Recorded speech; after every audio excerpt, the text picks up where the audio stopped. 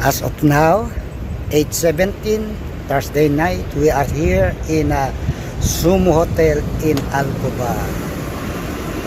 Kasi darating po yung secretary ng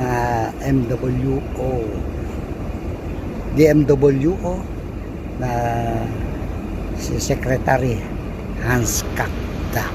Yan. Okay guys.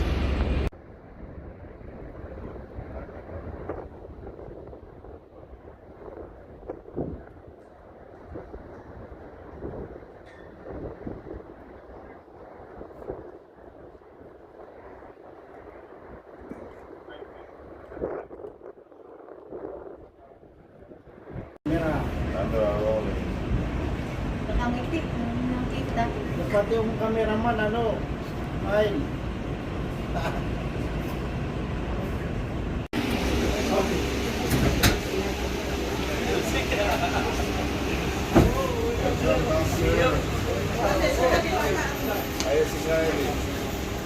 Oh,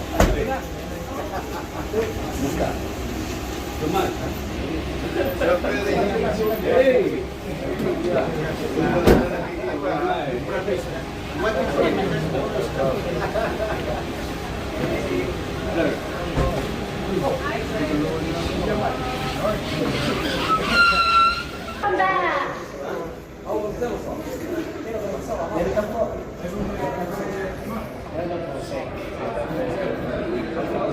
Doon tayo sa dati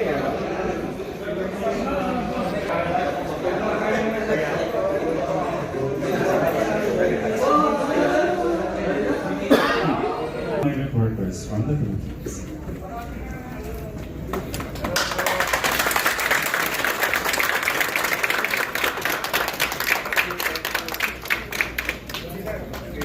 Sorry po. We just drove in from Riyadh. Thank you for waiting. Maraming salamat. Good to see everyone. Thank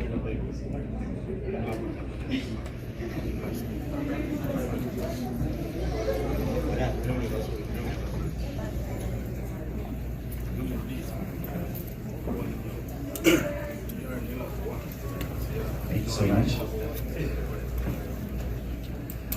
Heavenly Father, we thank you for bringing us together today for this town hall meeting. We ask for your guidance and blessing upon this gathering. May your Holy Spirit be present among us, uniting our hearts and minds in purpose. Grant us wisdom, clarity, and a spirit of cooperation as we engage in this event. We pray that all that is said and done will be pleasing to you and will serve your will. In Jesus' name, amen. W Congress, Eastern Province. The Philippine Institute of Certified Public Accountants, or PICPA KSA, Eastern Province, Chapter. Roa Akyanon, Saudi Arabia. OMPA. Alright.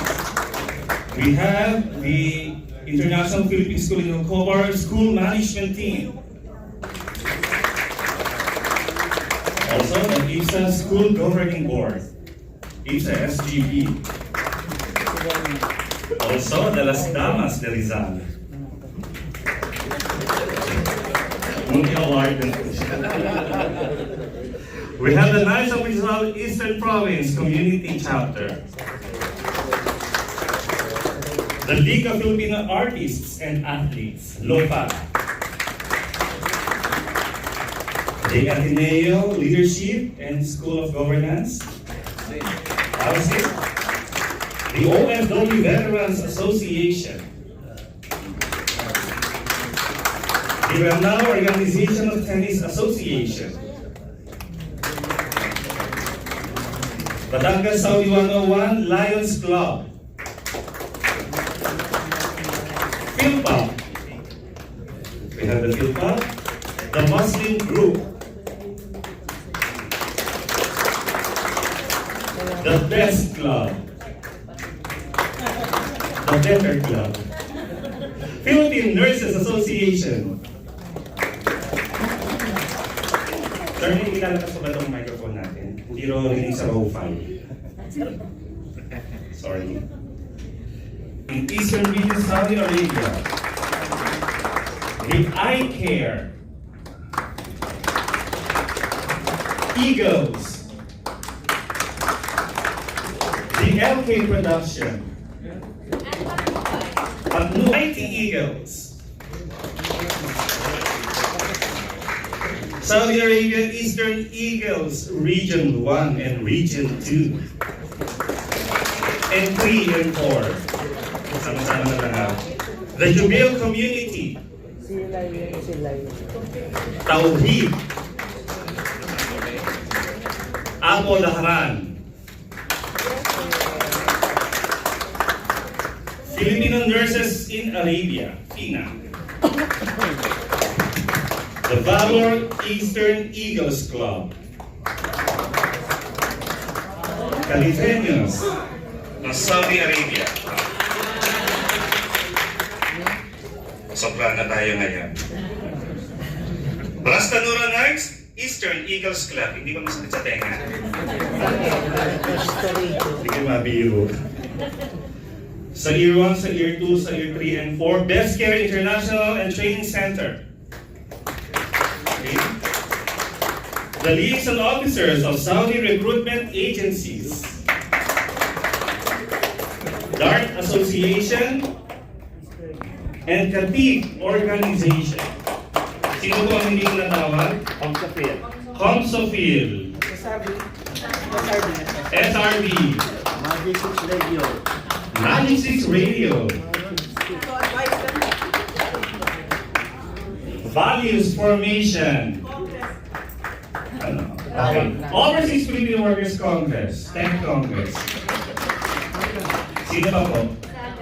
Saga. Ang airtime natin. Skyland, sponsor po. Mga sponsors lang po ginagawa ko.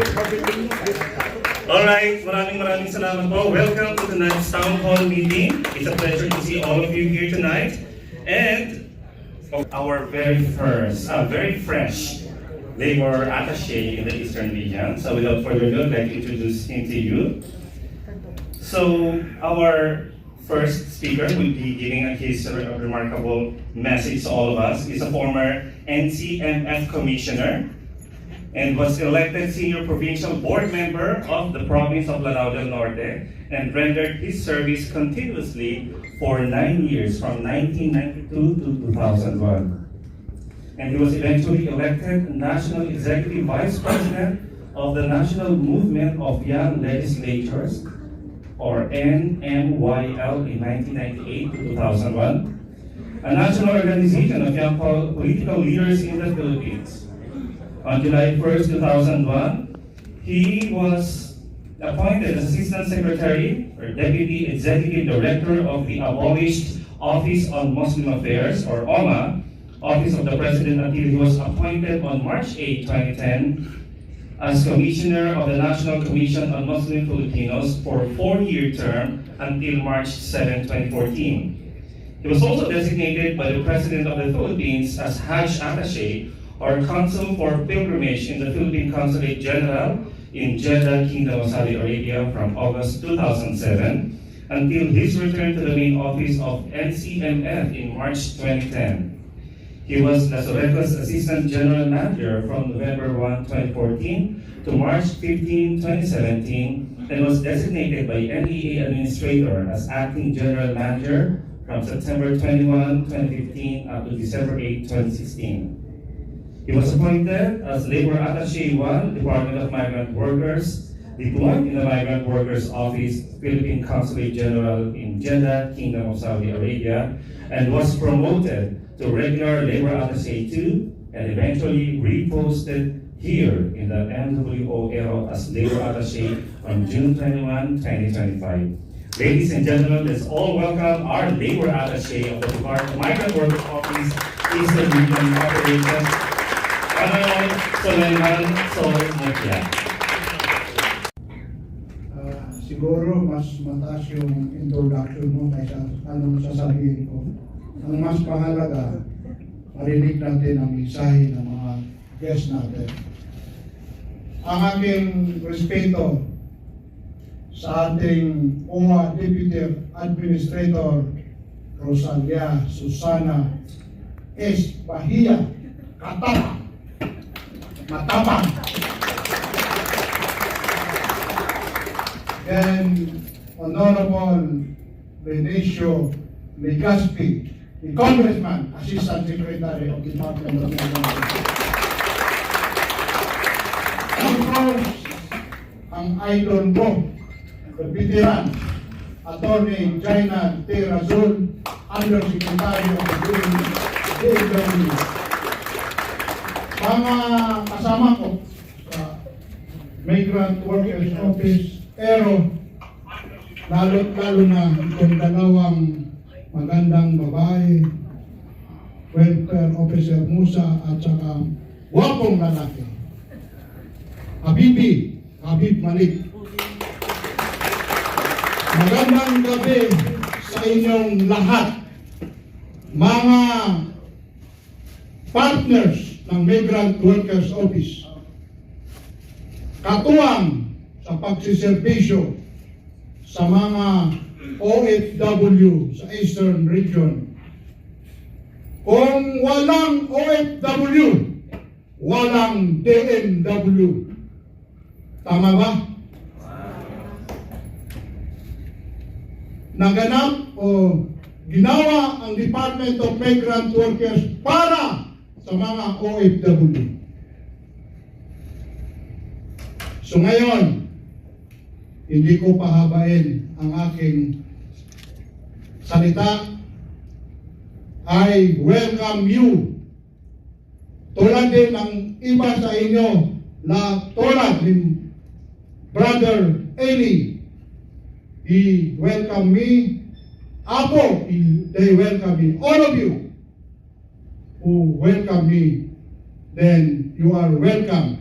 Itong gabi na ito ay hindi gabi ng Migrant Workers Office Eastern Region. Gabi po ito ng mga OFW sa Eastern Region.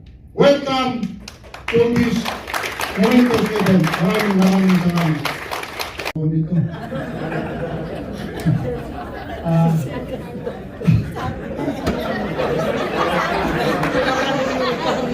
Anyway, siya naman ang to be introduced later properly.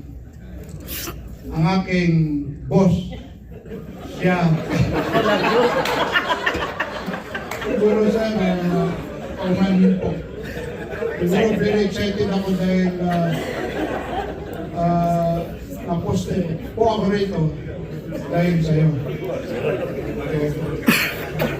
So, ang ating kagalang-galang na Secretary ng Department of Migrant Workers, my boss, our boss, Honorable Hans Leo D. Agdat. Ano na, kabayan na ako?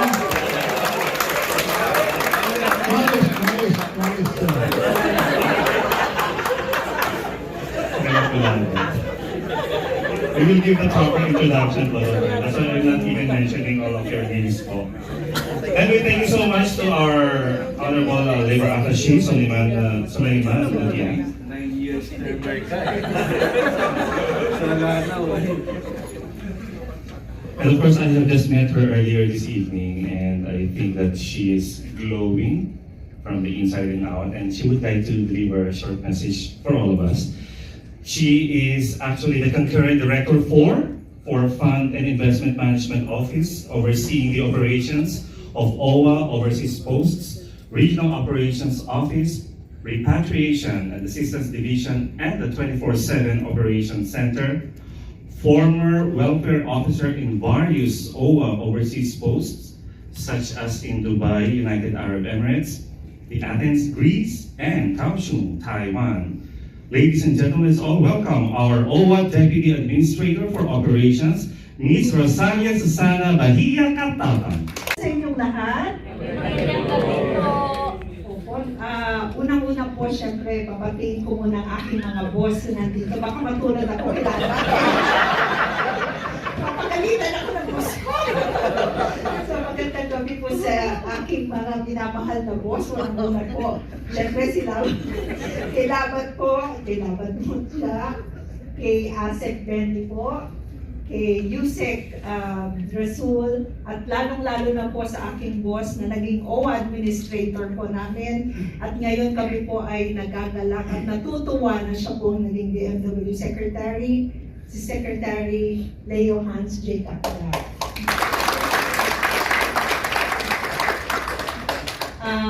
Sa ngalan po ng aking boss, ang aming administrator, si Administrator Patricia Yvonne P.Y. Kaunan, ako po ay bumabati sa inyo ng magandang gabi at saka ako po ay pinapabot ko po ang kanyang pasasalamat sa inyong lahat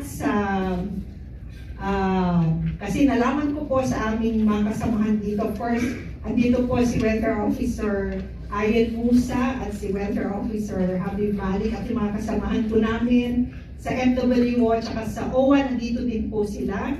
At sila po nagsabi sa amin na lahat po kayo ay sobra po yung suporta binibigay ninyo sa MWO at saka OWA sa lahat ng mga aktibidades po namin dito. At dahil po doon, kami po ay sumasaludo sa inyo at nagpapasalamat ng buong puso. Kasi alam naman po ninyo, ilan po ang mga OFWs dito sa Saudi Arabia at iilan lang po sila na nagsisilbi sa inyo. Kaya ang inyong tulong po ay napakalaking bagay dahil hindi po magtatagumpay ang aming mga training, sa mga events po namin kung hindi po kayo nandyan na tumutulong sa amin. So maraming salamat po galing po kay Administrator Kaunan. At sa mga susunod po na araw, hayaan po ninyo, siya po ay mag-try po ako na magtagalog ng pure.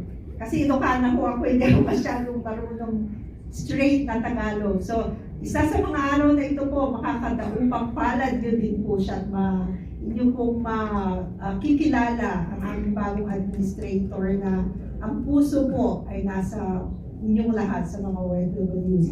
Hindi ko na po kahahabain ang aking mensahe para sa inyo. Walang hanggang pasasalamat po at sana po ang gabing ito ay maging produktibo para sa ating lahat.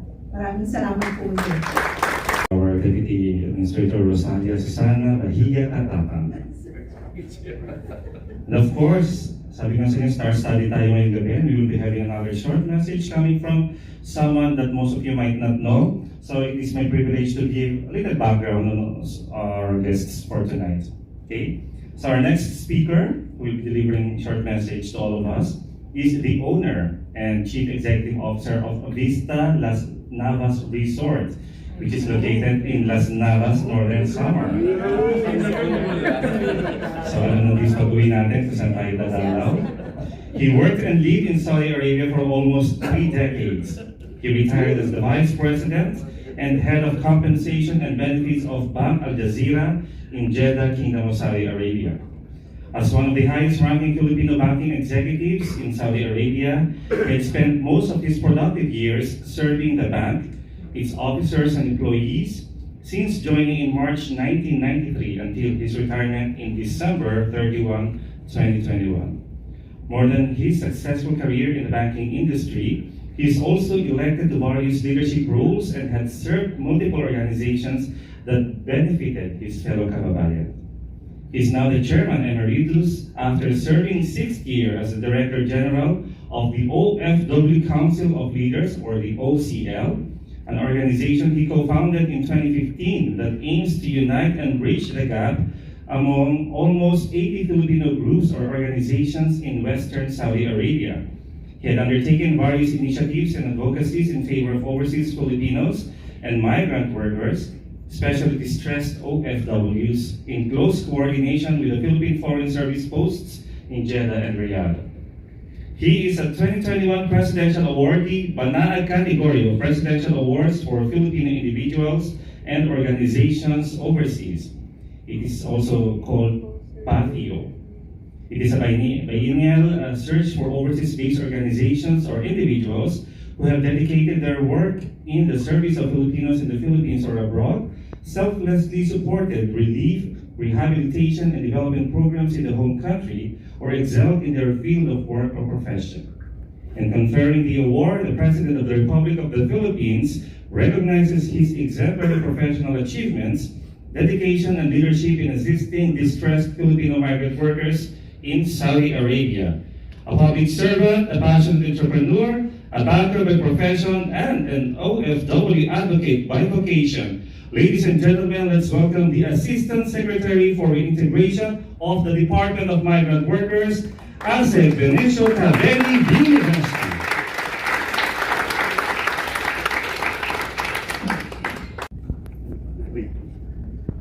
Thank you, Sir Ricky. Parang hindi ko alam kung saan nakuha ni Sir Ricky yung introduction. Thank you so much.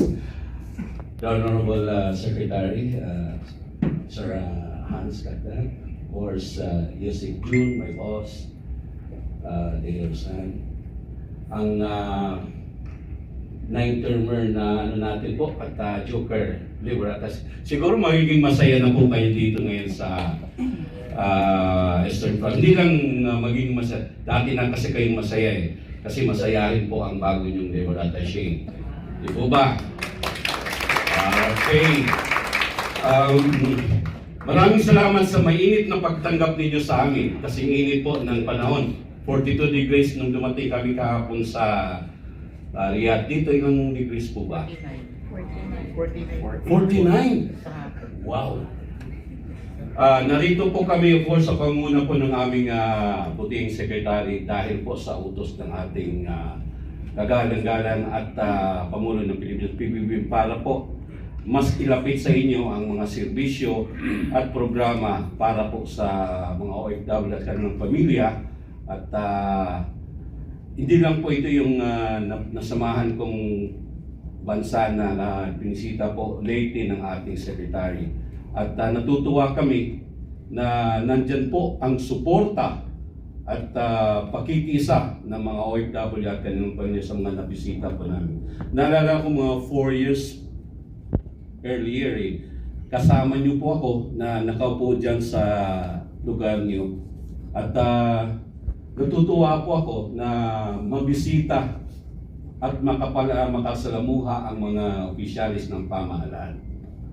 Noong mga unang panahon yan. Pero ngayon, mas mapalad tayo dahil una, mayroon tayong sariling departamento na talagang nangangalaga para sa ating kapakanan. Pangalawa, mayroon tayong Pangulo na mahal tayo. At of course, yung departamento na yan ay mayroong pondo na hindi, of course, alam nyo po na makakatulong po sa atin. So,